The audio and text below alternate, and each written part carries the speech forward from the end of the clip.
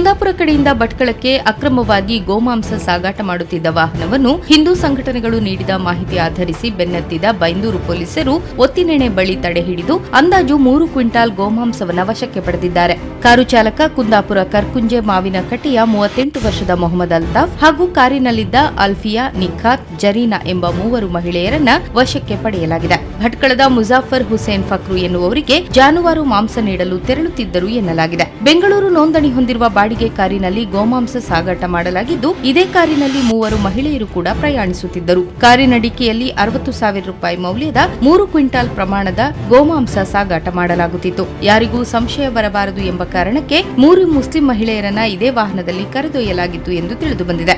ಬೈಂದೂರಿನ police ವೃತ್ತ ನಿರೀಕ್ಷಕ ಸಂತೋಷ್ ಕಾಯ್ಕಿಣಿ ಅವರ ನಿರ್ದೇಶನದಂತೆ ಬೈಂದೂರು ಪಿಎಸ್ಐ ಪವನ್ ನಾಯಕ್ ಕಾರ್ಯಾಚರಣೆ ನಡೆಸಿದ್ದಾರೆ. Probationary PSI Mamata Nayak, police constable Ashok Rathod, Srinivas, Sujit Kumar, Sudhir Poojari ಕಾರ್ಯಾಚರಣೆಯಲ್ಲಿ ಭಾಗವಹಿಸಿದ್ದರು.